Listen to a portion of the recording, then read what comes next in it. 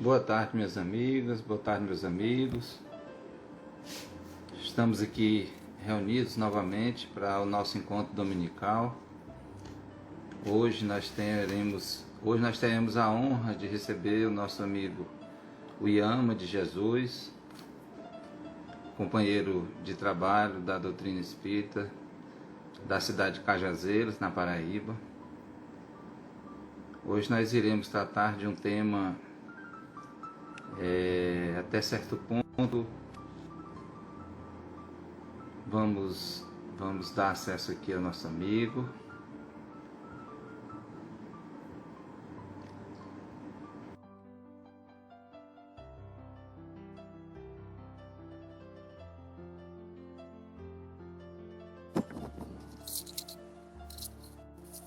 Opa, William, boa tarde.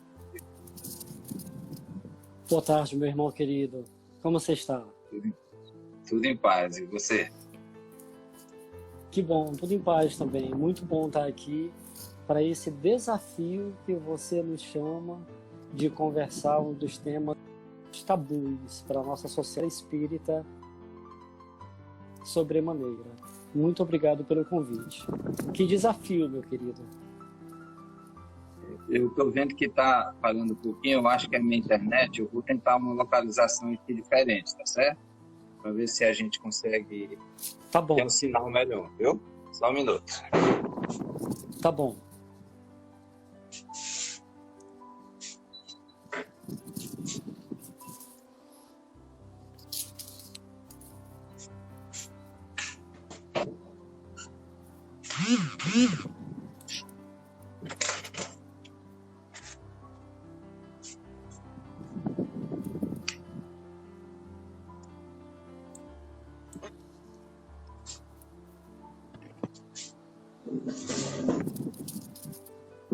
Bom, eu acho que aqui vai ser melhor para a gente.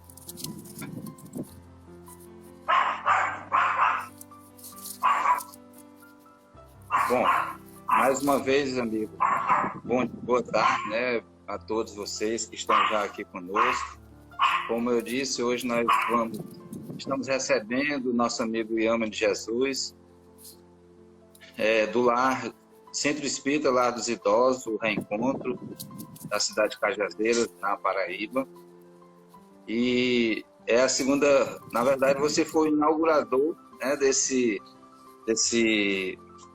nosso trabalho, né, pelo Instagram. E mais uma vez é uma honra recebê-lo. E como você vinha dizendo, como você vinha falando, é um tema que é tabu ainda no meio espírita, é um tema bem diverso, é um tema bem difícil de lidar. Realmente a gente encontra algumas barreiras, talvez pelo fato de as pessoas ainda não entenderem bem a política na sua essência, como ela funciona, né? Então, mais uma vez, companheiro, seja bem-vindo e vamos iniciar o nosso bate-papo, né? Com você. Vamos sim.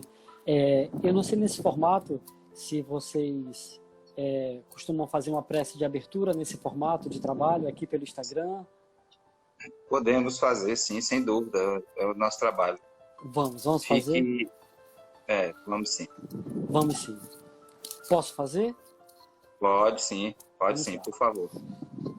Sentemos confortavelmente, respiremos, levemos à mente a doce imagem do Mestre Jesus.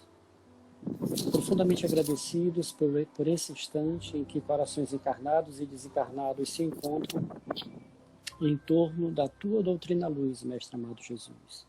Te agradecemos pelo amparo dos nossos amigos protetores, pelos mentores da Casa Espírita Lar dos Humildes, do Reencontro, que aqui estão conosco.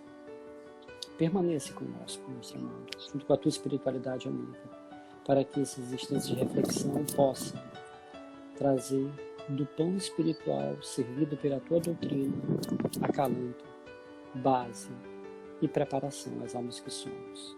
Gratidão por esse encontro. ser conosco com a tua espiritualidade, hoje, agora e sempre. Que assim seja. como é um formato aberto, eu fiquei em dúvida se vocês faziam, se não faziam, mas... Não, sem problema. A prece, você sabe que é sempre um instrumento em que a gente se utiliza a cada reunião espírita, né? A cada encontro, né? Então, sem problema. Eu vinha fazendo antes de iniciar, nos encontros anteriores, antes de iniciar, aí sim, eu fazia a prece para a gente iniciar. Não, mas excelente, sem problema algum. Neto, querido, e a gente lendo A Vida no Plano Espiritual, no Mundo Espiritual, do André Luiz, aquela coleção dos 13 livros, você começa com Nosso Lar, Os Mensageiros, Missionários da Luz, Libertação, Ação e Reação, aquela coleção lá toda. A gente vê como a relação que os benfeitores espirituais, os instrutores de André Luiz, têm com a prece. A gente fica assim meio envergonhado até, às vezes, de ver a necessidade profunda que eles têm da oração em relação aos feitos a serem feitos, não é? É verdade, é verdade. Nos deixam... E aí, isso traz para a gente essa certeza e até mesmo uma necessidade que nós temos, né, dessa presença deles, e essa é uma forma de a gente se aproximar, obviamente. Quando a gente entra em estado de prece, a gente busca essa relação, essa comunicação para com eles, e certamente quando estamos abertos a gente recebe essas influências, boas ou más, de acordo com aquilo que nós estamos buscando, né? Não é? Neto, eu queria iniciar, como você já me facultou a palavra para fazer esse início, parabenizando o Lar dos Humildes por essa decisão tão sensível de discutir essa relação entre espiritismo e política. Não é toda casa e não são todos os dirigentes com essa abertura, sensibilidade e preparação para trazer para a discussão uma temática que é tão cara para todos nós, cidadãos e espíritas, porque a política é um território de tabu, e todo território de tabu, de algum modo, é um parque de profundos estacionamentos de consciência. Então, quanto menos a gente conversa como precisa ser conversado sobre política, quanto menos a gente conversa, mais tempo a gente passa num limbo, num estacionários, num estágio muito estacionários de compreensão da vida, das relações sociais, do encontro com o outro, do acolhimento da diferença, da construção de consensos. E essa obra que você me pautou para referencializar o nosso diálogo aqui com a casa, que é Espiritismo e Política, que é uma obra publicada pela Federação Espírita Brasileira em 2014. Essa obra é uma obra que pouquíssimos espíritas sabem que existe. É uma obra publicada pela FEB, que discute quais são as nuances de política que todo espírita precisa compreender, que todo cidadão, na verdade, precisa compreender a cargo da sua relação com o outro, no mundo, com o planeta, com as políticas públicas, com as políticas sociais, com a perspectiva de mundo, de sociedade, com a visão de homem que a gente precisa e compreende que nos é cara nesse processo de relações sociais, de sociabilidade humana. Então, a nossa visão de sociedade, homem, políticas sociais, natureza, orbe, tudo isso passa por uma compreensão política. E o Ayrton Paiva, que é o autor desse livro, publicado pela FEB em 2014, publicou um livro que deu base a essa produção que você nos direciona para discutir política e espiritismo, que é um livro chamado Espiritismo e Política para a Nova Sociedade. Esse primeiro livro do Ayrton Paiva foi publicado em 1994.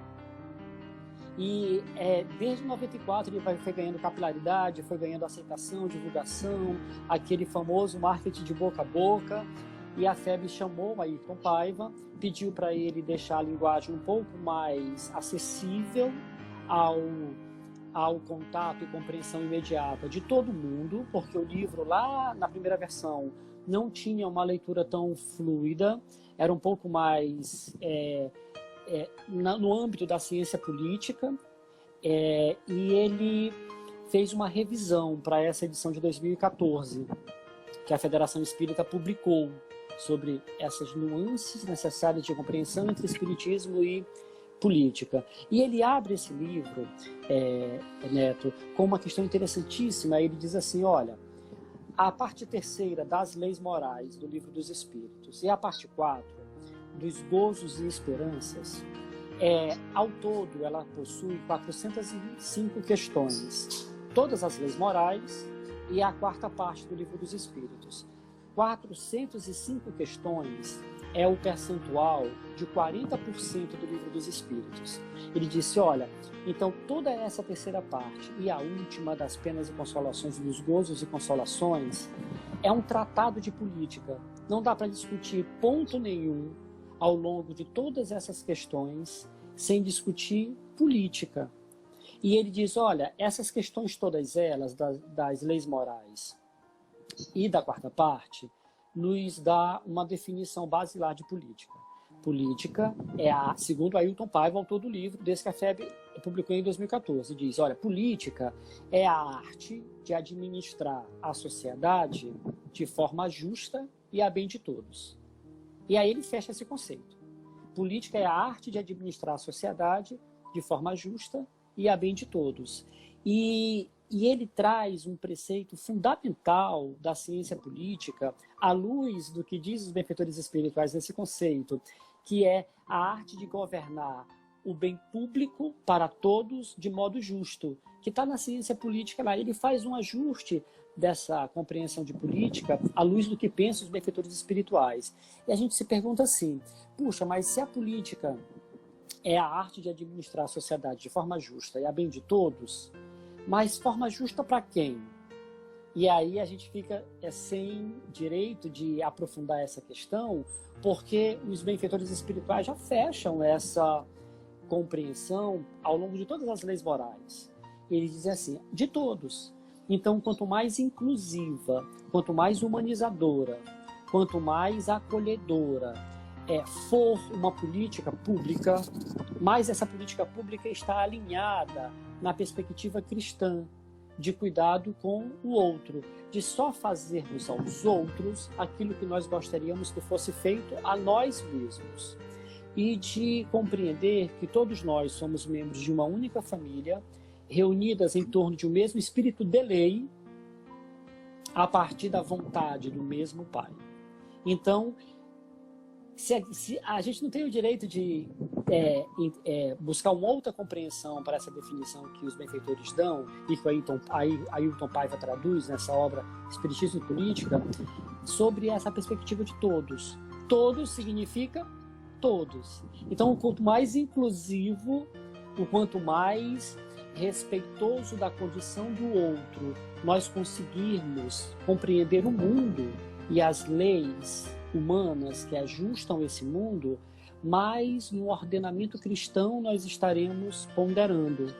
E aí a gente não discute política, Neto, sem essa perspectiva, nem por essa perspectiva a gente discute política, porque a gente fica assim num trilema, não é? A gente vai até num certo momento e chega num trilema grande. Então, ou nós não discutimos política na casa espírita por uma profunda indiferença da condição do outro, enquanto autêntico outro, ou porque a gente não tem base espírita, inclusive, de discutir política, ou porque a gente não compreendeu o que é benevolência, o que é indulgência e o que é perdão.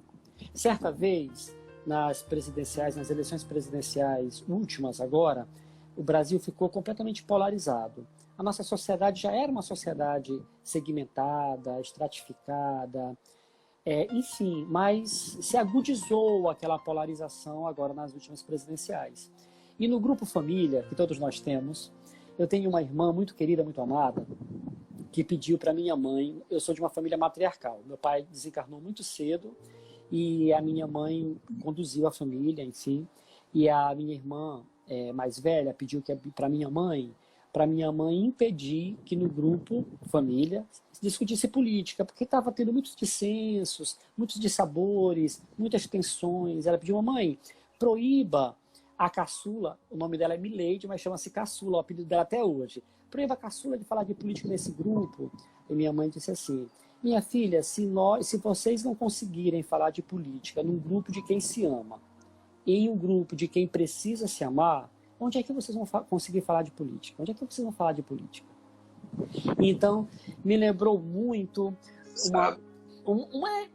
me lembrou muito uma certa ocasião, há muito pouco tempo atrás, eu dava aula de filosofia numa escola de ensino médio. E no grupo da escola, de professores da escola, de servidores do grupo da escola, era terminantemente proibido discutir política, né? Então, assim, se a gente não consegue discutir política dentro de uma escola, num grupo de uma escola, se a gente não consegue discutir política dentro de uma família, que é um palco de profundos reencontros para ajustes e reajustes espirituais, que Deus nos coloca por amor e por débitos de nossa parte. Se a gente não consegue trabalhar política nesses espaços educativos e familiares, é porque nós estamos profundamente estacionados e profundamente necessitados de reavaliar as nossas compreensões políticas de política, não é?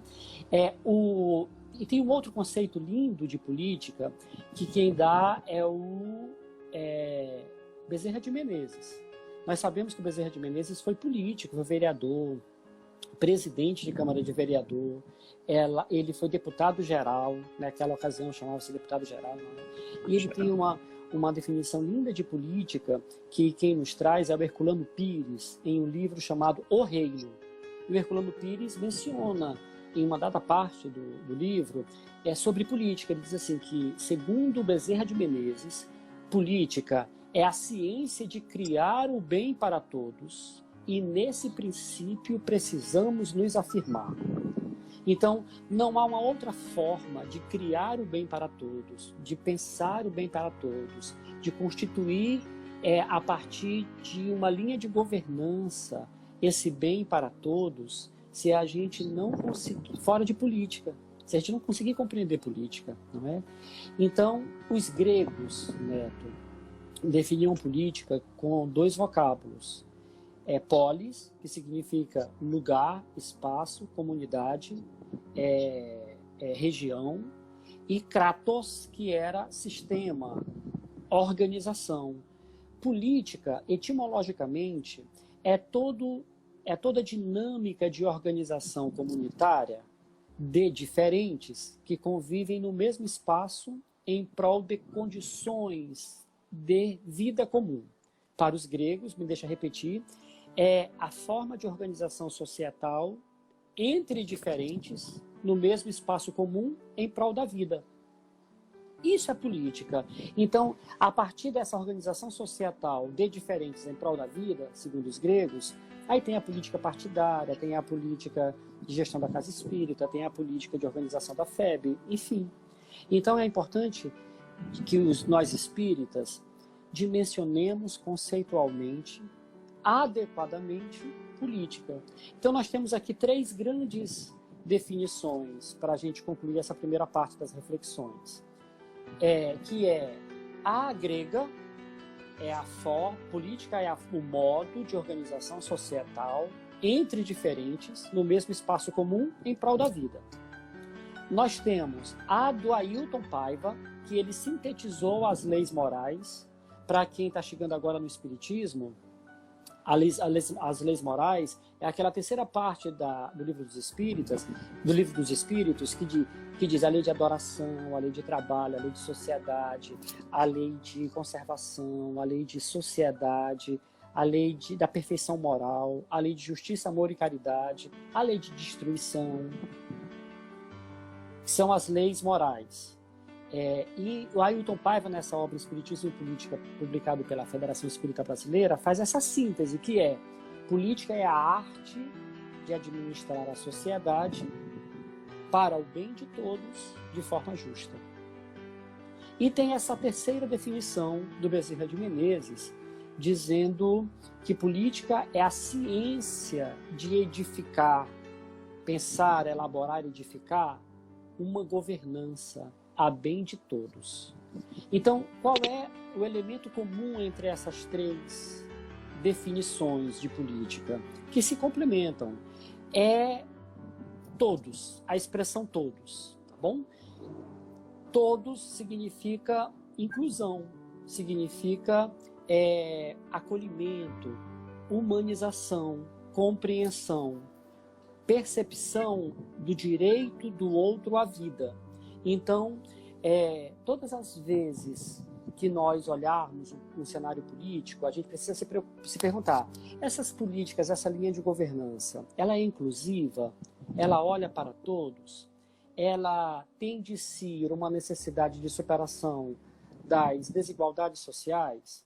Porque aqui eu quero abrir um parêntese, Neto, nessa conversa da gente sobre política. Na Alemanha de Hitler, onde se matou mais de 50 milhões de pessoas, num dos mais cruéis genocídios da história da humanidade, no Holocausto, na verdade, genocídio não, no Holocausto, economicamente, sob a tutela política de Hitler, a Alemanha nunca foi tão próspera. A Alemanha nunca teve tão baixo grau de inflação durante a política de Hitler. A Alemanha não teve um PIB proporcionalmente em relação aos seus habitantes e ao contexto histórico, proporcionalmente tão vultuoso quanto na gestão de Hitler.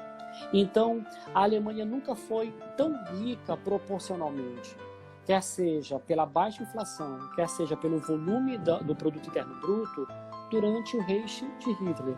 Então a gente se pergunta, riqueza, desenvolvimento é sinônimo de enfrentamento da desigualdade social? Nós temos várias linhas de desenvolvimento. Um país pode ser riquíssimo e ter altíssimas taxas de miséria e marginalidade, e um país pode ser rico e ter baixas taxas de marginalização, exclusão e desigualdade. Então, uma linha de desenvolvimento bom é aquela linha de desenvolvimento que é trabalhada politicamente com o enfrentamento da desigualdade, com um olhar político de cuidado com as bases sociais. Porque quanto mais inclusiva é uma política, mais cristã ela é, mais humanizadora ela é. É claro que aí daí alguém pode perguntar, mas o reino de Deus ainda não é desse mundo, Neto e Uyama, não é desse mundo. Essa é uma dificuldade que a gente tem por a gente não compreender direitinho política. À luz dessa base que a nossa doutrina luz nos dá. Porque, veja, uma das parábolas mais conhecidas de Cristo é a parábola do joio e do trigo. Jesus tem diversas parábolas, mas essa do joio e do trigo, há bem poucas pessoas que não a conheçam. E aí, como é que Jesus começa aquela parábola? Ele diz assim, que o dono das terras semeou boa semente em terreno fértil, e aí, quando ele foi dormir junto com os seus servidores, o reino de Deus se compara, ele começa assim, o reino de Deus, essa parábola do joio e do trigo, o reino de Deus se compara a um senhor de um campo que tem boas sementes, que semeia em seu bom campo, e quando ele vai dormir e os seus trabalhadores vão dormir, eis que vem o inimigo e semeia o joio entre as sementes de trigo semeada. Então Jesus começa a parábola do joio e do trigo falando que o reino dos céus é semelhante e conta a história. Então a gente fica pensando assim, que reino de Deus é esse onde há o sabotador, onde há o falso, onde há aquela pessoa que é nomeada por Cristo enquanto inimigo, que por vezes pode ser nós mesmos. Nós podemos ser o sabotador de nós mesmos em relação aos nossos projetos evolutivos. Então, que reino de Deus, que reino dos céus é esse onde há o falso, o emperrador, o sabotador? Então, Jesus, categoricamente, pela parábola do joio e do trigo, ele põe um marco de estabelecimento desse reino. Se o reino dos céus ainda não é desse mundo, a gente não pode dizer ei-lo ali, ei-lo acolá. Se o reino dos céus não é desse mundo, pela parábola do joio e do trigo, nós sabemos onde ele começa. Nós sabemos onde ele se principia, onde ele incipientemente se instaura, deflagra-se. O reino dos céus pode ainda não ser desse mundo, obviamente, porque nós sabemos pelo capítulo 3 do Evangelho segundo o Espiritismo que há mundos de regeneração. Depois dos orbes de provas e expiações, há os mundos de regeneração, os mundos felizes, os mundos ditosos, os mundos celestes, os mundos crísticos.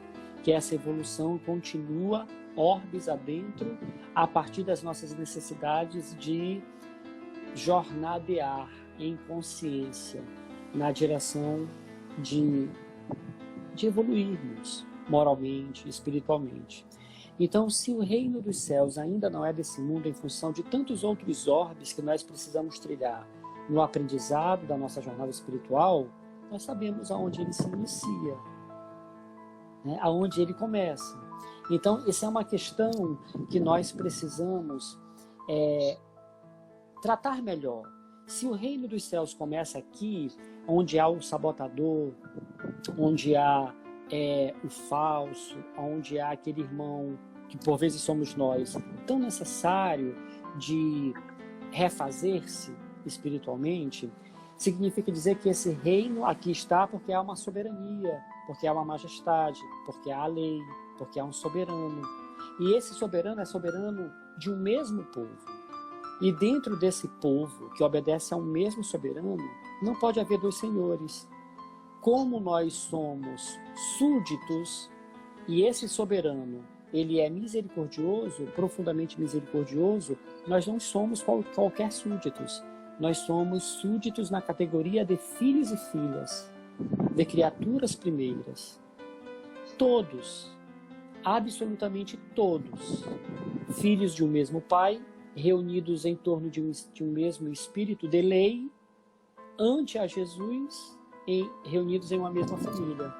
Então, esse é o escopo que Ailton Paiva nos traz para nós compreendermos política, para nós tentarmos nos aproximar de uma matriz mais aprimorada, mais humanizadora de política, porque nós não conseguiremos agir no planeta, ante a Deus, com o irmão e conosco mesmo no mundo, sem relações políticas.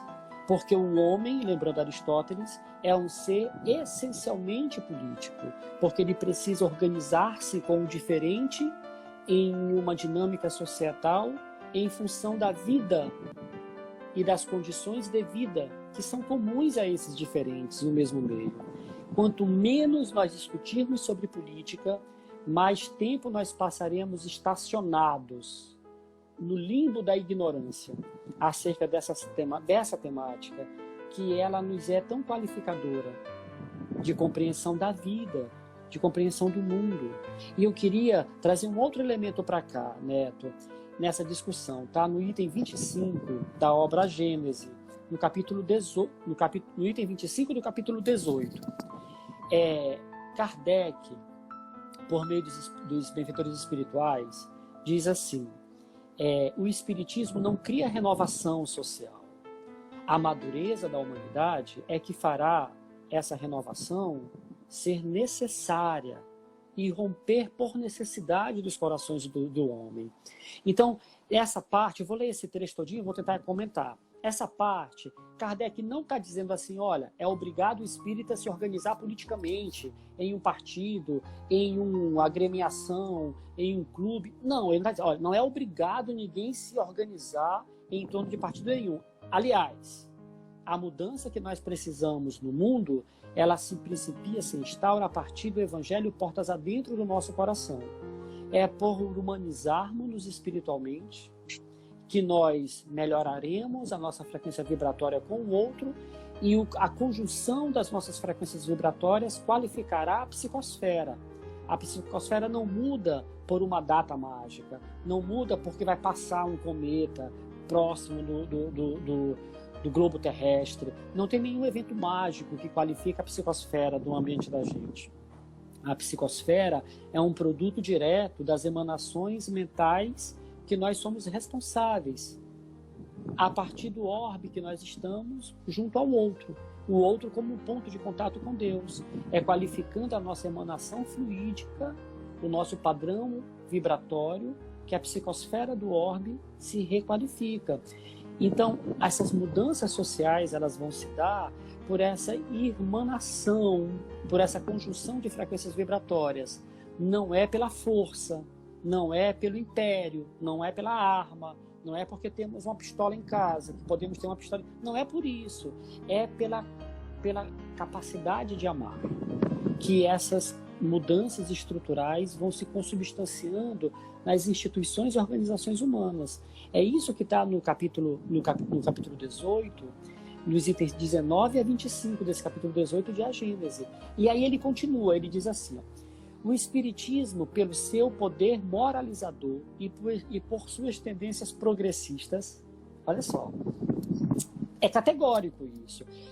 Kardec, a partir da inspiração, do trabalho tão disciplinado e luminoso que ele fez da codificação, ele está dizendo que a política mais humanizada, ela tem um caráter progressista. A gente precisa entender direitinho o que é que os espíritos, nesse item 25 do capítulo 18, está falando de progressismo. Ele não está dizendo nem esquerda nem direita, nem partido A nem partido B.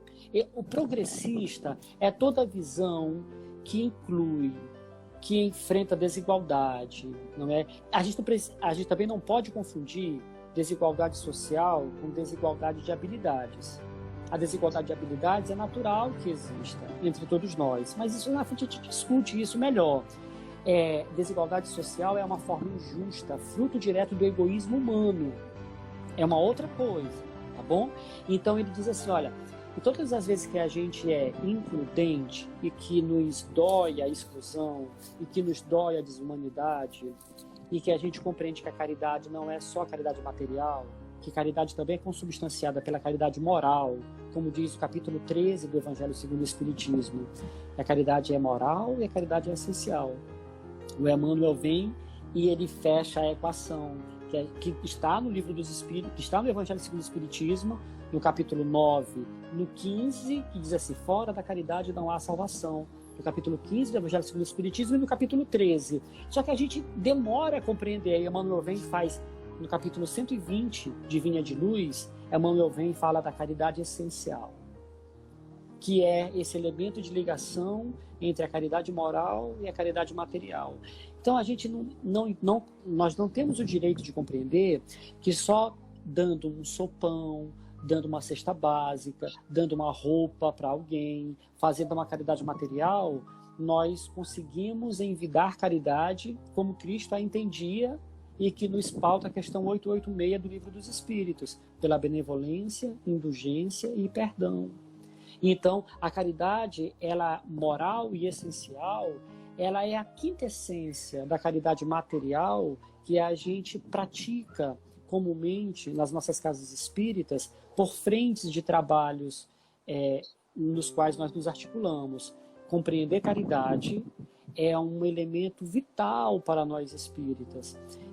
E a caridade moral e a caridade essencial não podem ser envidadas fora do espectro político. Entendendo política como uma organização societal que possibilita condições objetivas de vida entre diferentes no mesmo espaço comum. Não é? Então, aí continua o item. Então, o Kardec progressista é um termo que ele utiliza aqui. Progressista do ponto de vista de romper com o filhotismo, com o compadrio, com o paternalismo, contra o assistencialismo, contra formas de sufocação, de repressão, de opressão do povo. Progressista é tudo aquilo que é mais includente do ponto de vista do acolhimento e das condições de humanização. Não é? E aí é assim, a gente se surpreende quando a gente vê essa expressão progressista qualificando a matriz política preconizada pelos benfeitores espirituais na codificação. Porque a gente fala tão pouco, a questão, tem duas questões para a gente já começar a caminhar para a direção da conclusão dessa nossa reflexão, que eu acho assim muito contundente, sabe, Neto? Muito. A primeira é a questão 573. A questão 573 do Livro dos Espíritos, os benfeitores espirituais categoricamente dizem que as nossas instituições humanas, elas precisam ser reformuladas. Diz assim, a Kardec pergunta para os benfeitores assim: em que consiste a missão dos espíritos encarnados? Na 573, os benfeitores respondem assim: em instruir os homens e lhes auxiliar o progresso, em lhes melhorar as instituições por meios diretos e materiais. E essas instituições, no desdobrar da questão da 573, nós compreendemos que são as organizações institucionais que estruturam, organizam a base das relações sociais entre todos nós. Então, veja que os espíritas estão dizendo, os espíritas devem mudar essas instituições. Não, eles dizem, olha, essas instituições são passíveis e necessárias de mudança, porque elas não funcionam do modo humanizado, includente, progressista, como elas deveriam funcionar. Mas isso aqui é fruto da mudança da psicosfera que virá com a qualidade dos padrões vibratórios de cada um de vocês, agindo pelo Evangelho, portas adentro do coração.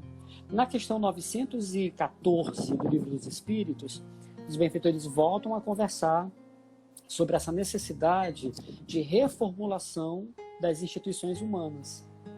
Então, a 573 e a 914 são categóricas em dizer que as instituições humanas precisam mudar. Não aponta o dedo para os espíritas, não responsabiliza os espíritas por essa renovação social, mas diz que ela é fruto da mudança do padrão vibratório de todos que compõem a dinâmica societal de organização da vida, não é? Aí, andando um pouquinho mais, eu queria lembrar das bem-aventuranças, que são 9. As bem-aventuranças, elas são o núcleo duro de toda a mensagem dos evangelhos, o cerne dos evangelhos.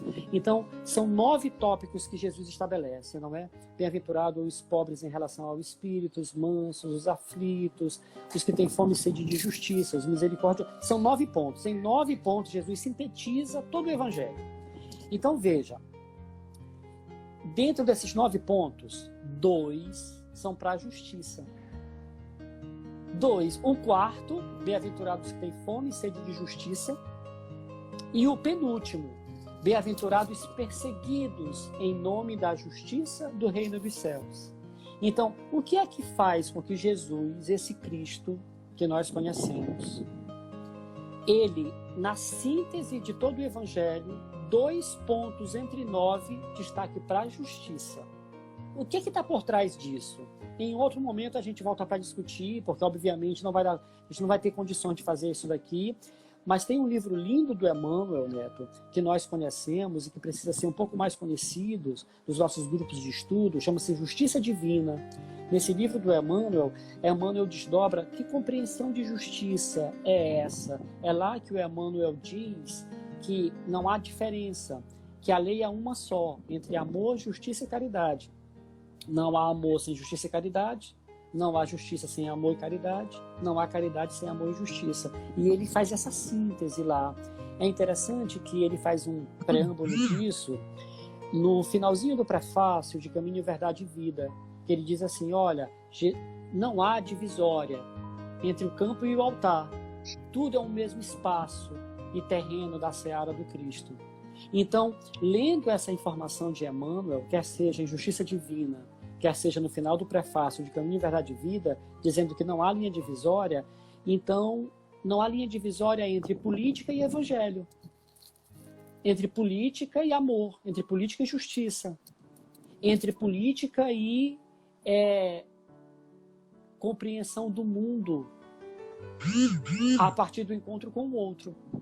Então, todas as vezes que a gente diz assim, olha, política não se discute, religião não se discute, nós estamos agudizando, aprofundando um limbo de condição estacionária, em que nós nos dirigimos por medo, comodismo, indiferença ou ignorância, nós permanecemos lá, dizendo, não se discute política, não se discute política, ou por indiferença, ou por medo, ou por comodismo, ou por estruturas que nos soterram em ignorância. Nós precisamos compreender política, e uma dessas 3 linhas referenciais que nós discutimos aqui anteriormente, do Bezerra de Menezes, dizendo que política é a arte de fazer o bem a todos, e afirmar-se desse princípio é o que nos cabe, do Ailton Paiva sintetizando as leis morais do Livro dos Espíritos, dizendo política é a arte de administrar a sociedade de forma justa a bem de todos, não é? Então, ou pelos gregos, que nós estabelecemos aqui, me perdoem a repetição, política é a forma de organização societal entre diferentes em prol da vida no mesmo espaço comum. Compreender política a partir desse elemento qualitativo da definição. Tudo mais é um reducionismo alijador. Nós não temos o direito de fazer uma redução da compreensão política de forma tão alijadora como nós estamos a fazer ao longo dessas últimas décadas, não é? E me permita parabenizar vocês de novo por trazer essa temática tão necessária para que a gente vá caminhando na direção da superação desse tabu que é discutir política por dentro da seara espírita, não é? De modo cristão como deve ser. Neto, Pedro e Paulo, em Atos dos Apóstolos, tiveram muitas diferenças, muitíssimas, tiveram querelas homéricas. Pedro e Paulo, e Pedro ali articulado com Tiago o Maior, tiveram assim tensões fortíssimas. E dessas tensões que estão registradas em Atos dos Apóstolos, entre Pedro e Paulo, muitos fundamentos da nossa fé se constituiu. Então, quando a gente, de uma forma desfavorável à nossa evolução moral, evita conversar, evita entrar no debate, evita olhar e superar uma contradição, quando a gente se retira a partir do falso pressuposto de sermos caridosos, a única coisa que não há é caridade ali, a gente colabora com a condição estacionária do outro e se encerra por medo, indiferença ou negação dentro das nossas zonas estacionárias de amadurecimento, a partir da compreensão do que seja também política. Então, eu queria nessa reta final de... Pois não, Neto? Talvez, Uyama, essa questão, eu vejo dessa forma, desses tabus que há dentro da casa espírita, de a gente não discutir esse tema, eu penso que muito está ligado à questão talvez a gente não esteja ainda preparado, muitos de nós ainda não estamos preparados para lidar com isso, mas talvez também por um simples detalhe, porque eu penso que o receio das pessoas é que essa discussão ela caminhe para uma discussão político-partidária e não para uma discussão política ampla, como você está apresentando para a gente nesse momento. É que nós ainda estamos muito ligados nesse termo de política partidária, né? De discutir a política de lado A, lado B, partido tal, partido X ou Y, e de uma discussão que defina, não, o modelo do partido que eu sigo é melhor do que o modelo do partido que tu segues, né? Talvez essa seja a grande dificuldade que a gente ainda tem. É claro que dentro de uma política, do processo político partidário, em dado momento nós temos que tomar uma decisão por um caminho ou por outro. Isso é normal porque, como hoje no cumprimento do dever cívico, nós temos que fazer escolhas nesse sentido, né? E aí é que eis a questão: o que é que eu estou querendo escolher para mim e para todos, como você bem colocou? Eu vou escolher lá um candidato, uma pessoa que ela está preparada para lidar com todo, lidar para todos ou lidar para grupos específicos, né? Eu penso que essa seja a grande questão, sabe? Que talvez ainda norteie, a gente acabe botando panos quentes e não caminhando nesse sentido, sabe? Neto, você me lembra muito algumas posturas da Glória, que é a dirigente da Casa Espírita que eu trabalho. Você precisa conhecer a Glória. Você falou, parece ela agora. Porque a Glória já teve algumas vezes de fazer algumas intervenções no grupo de WhatsApp, sustando algumas discussões. Então, também é compreensível isso. Todo mundo, ao seu tempo, o silêncio, a segurar, calar, suspender aquele momento de tensão também faz parte dos processos, não é? Então, a Glória, como dirigente da Casa Espírita, já teve que fazer moderações muito contundentes há um tempo atrás, na época das presidenciais, das últimas presidenciais no grupo, fechando discussões. Porque também é um elemento do processo de amadurecimento, de compreensão, de vivência com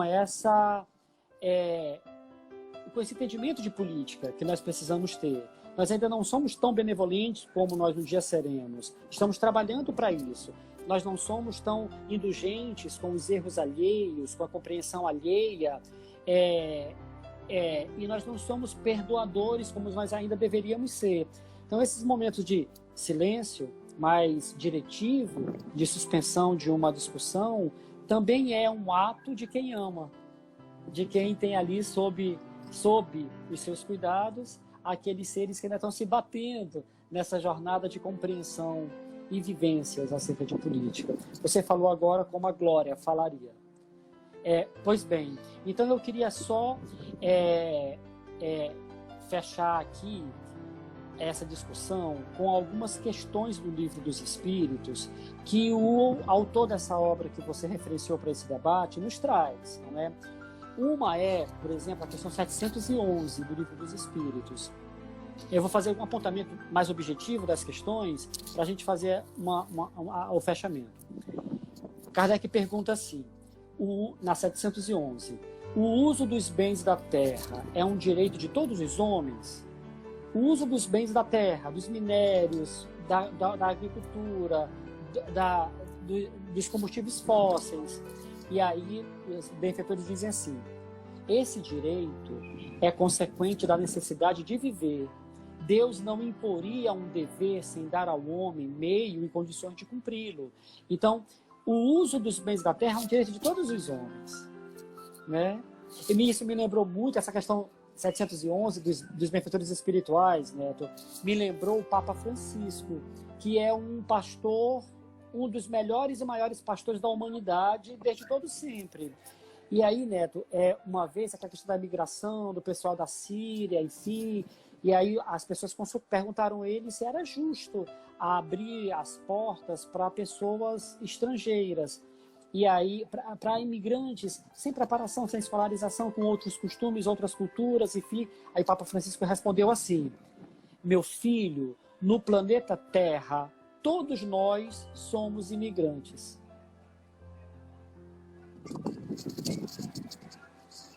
Então, os bens da terra é de direito de todos os homens, questão 711. A 876,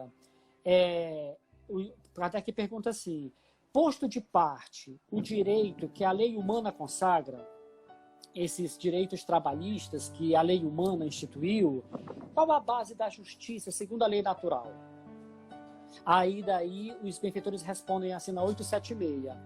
Disse o Cristo, queira cada um para si o que queira cada um para os outros aquilo que vós gostariam que fosse feito a si. Então, a gente gostaria que fosse tirado um direito humano, um direito à vida, um direito trabalhista, um direito... Enfim, então, qual é o referencial cristão é não fazer ao outro aquilo que nós não gostaríamos que fosse feito a nós, ponto.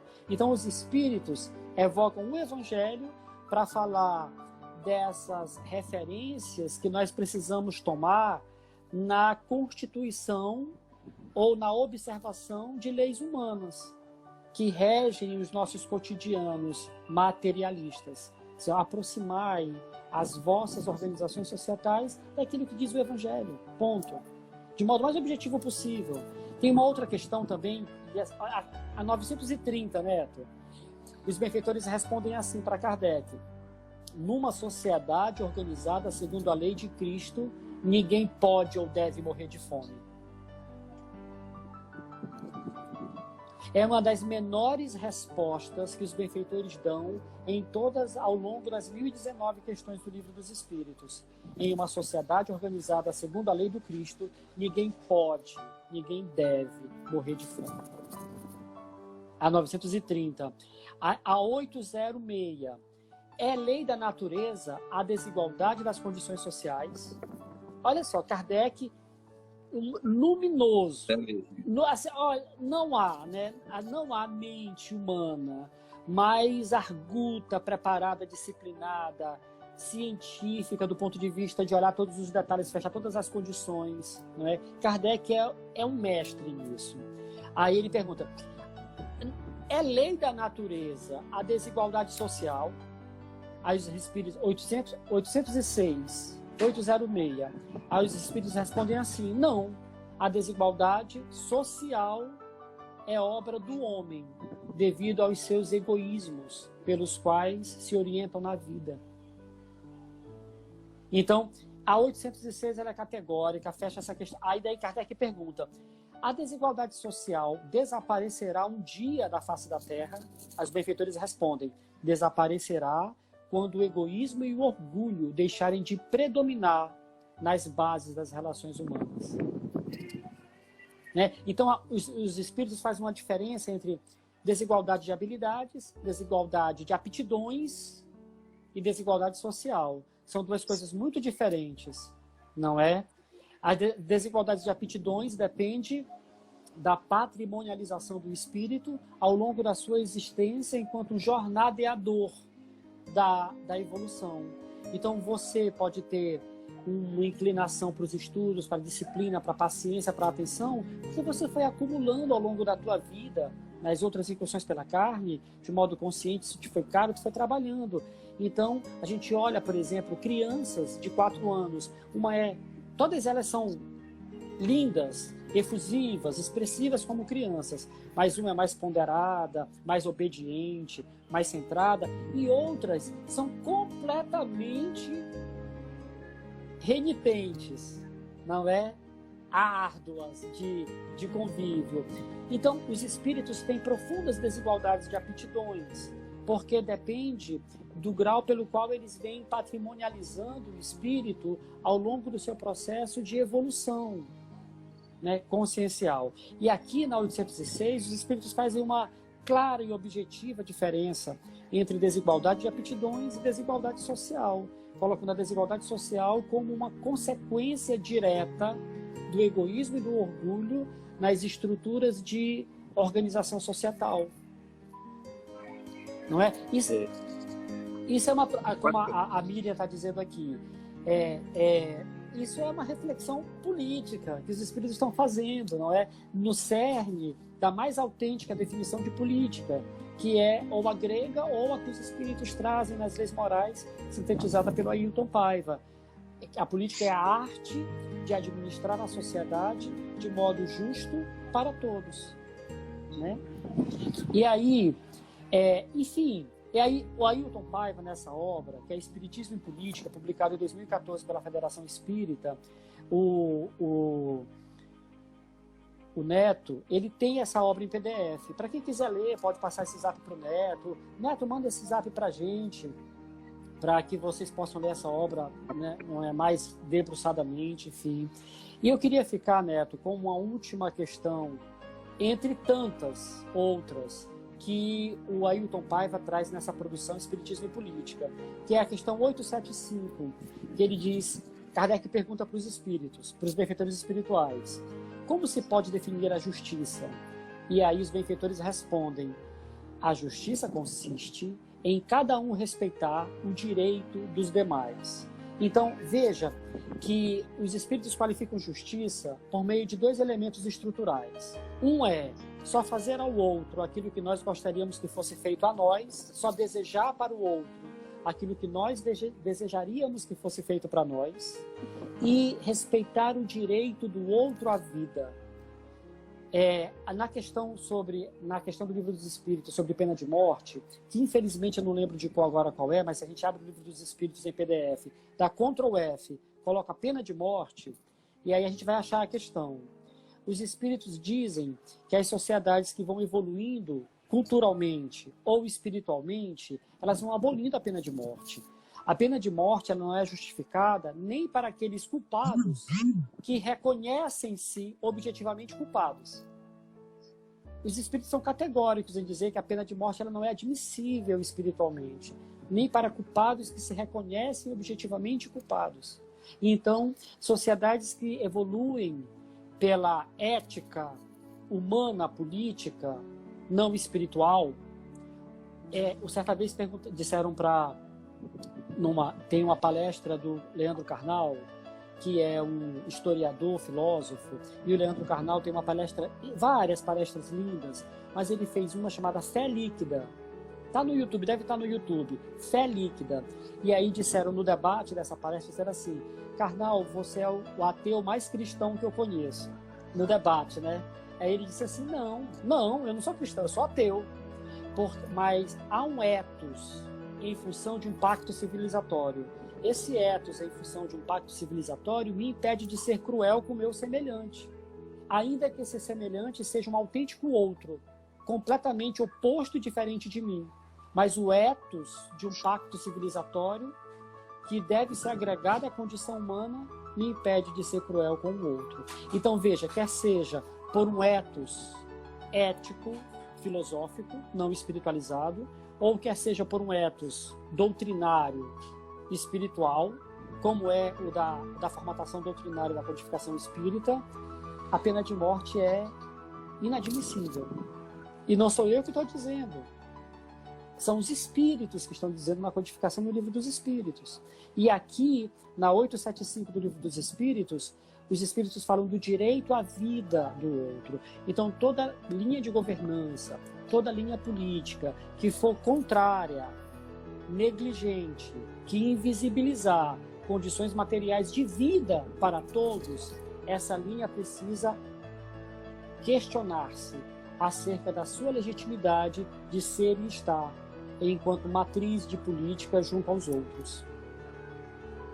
Neto, querido, eu quero te agradecer profundamente a esse desafio que foi falar de espiritismo e política, e eu queria, nessa síntese, fechando, trazer mais uma vez essa questão da definição de política, dessas 3 grandes conceituações pelas quais nós nos fundamentamos aqui. A de Bezerra de Menezes: política é a arte de edificar o bem a todos, e por essa linha precisamos firmarmos-nos.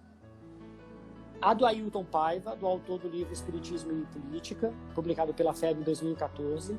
Política é a arte de administrar a sociedade de forma justa para o bem de todos. E eu quero, por fim, ficar também com essa definição de política da filosofia antiga grega, que é polis, lugar, comunidade, organização. Política é a forma de organização societal em prol da vida entre diferentes em um dado espaço comum. Tudo mais que for decorrente dessas conceituações são formas menores de política. E essas formas menores não podem, por si, conceituar, definir, orientar linhas políticas, porque senão nós estaremos caindo num reducionismo alijador do que é realmente política. E o quanto mais nós compreendermos de política e vivermos de política, mais nós conseguiremos sair desse fosso estacionário, que é esse limbo de não se debater política, tá bom? E, fechando definitivamente, eu queria ficar com essa observação que o Ailton Paiva nos traz na obra que a gente discutiu aqui. As questões das leis morais e a quarta parte dos gozos e consolações, 405 questões do Livro dos Espíritos são objetivamente políticas. 40% do Livro dos Espíritos são questões objetivamente políticas que falam da nossa matriz de concepção para a relação com o outro no mundo ante a Deus. Obrigado, querido. Obrigado, querido irmão. Bom, meu irmão, assim, o que foi trazido para nós, né, baseado na obra que eu vou disponibilizar, inclusive o tema e o nome do autor quando for gravar, salvar o vídeo, é assim, incrível, né, porque essa análise que você faz, a análise que é feita pelo Ailton Paiva, baseado na obra primeira do livro da Codificação Espírita, né, que é o Livro dos Espíritos, traz uma claridade, né, um norte que nos apresenta que a direção deve ser essa, que a gente deve tratar, sim, de questões polêmicas dentro da casa espírita, não com o objetivo único e exclusivo de polemizar, mas com o objetivo de esclarecimento, que é um dos papéis fundamentais da doutrina espírita, é o esclarecimento. E a gente não pode viver fora disso, né? Nós somos um ser político, como Aristóteles nos definiu. Se nós somos um ser político, nós temos que compreender a política. Nós temos que viver os momentos políticos. Necessariamente nós temos que participar do movimento político partidário, é a escolha de cada um, mas que cada um tenha consciência do que seja política, né? Para que a gente não demonize a política, para que a gente não demonize algo que é tão necessário e tão importante para a sociedade humana, que clareia e que é uma das responsáveis, que é a responsável por esse desenvolvimento, o desenvolvimento material, sim, mas também o desenvolvimento moral, porque a partir do momento que eu tenho um cargo político, que eu assumo uma função política, seja ela qual for, eu tenho o dever e a obrigação de me tornar um ser humano melhor, porque eu vou precisar atender a todos. Eu não posso e não devo ser político de um grupo A, de um grupo B ou de um grupo C. Eu tenho que ser político de todos. Eu tenho que me envolver aqui no meu papel pensando no todo. A partir do momento que eu decido o objetivo atender somente um grupo específico, aí eu estou sendo honesto para com todos aqueles que me elegeram, que colocaram aquele político para desenvolver o seu papel num parlamento, seja lá onde for. Então, meu amigo, muito obrigado pela sua presença mais uma vez, muito obrigado pelas suas considerações, e a gente vai se falando e quem sabe logo a gente tem aí um reencontro. Grande abraço, viu? Agradecendo a todos que estiveram conosco, né? A todas as falas que foram feitas, as observações, e a gente se encontra no próximo domingo. Grande abraço, meu querido. Outro abraço. Tchau, tchau.